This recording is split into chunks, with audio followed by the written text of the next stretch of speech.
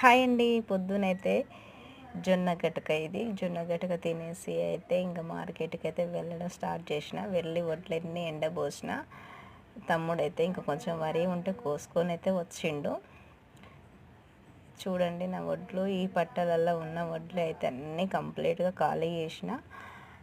ఇక్కడ నుంచి స్టార్ట్ చేసి ఆ బేషన్ నిండా రోజు ఎత్తుకొని కుప్ప కనిపిస్తుంది కదా అక్కడ సైడు, అంత దూరం వెళ్ళి ప్రతిరోజు కొన్ని వడ్లు అయితే మోస్తూనే ఉన్న రోజు.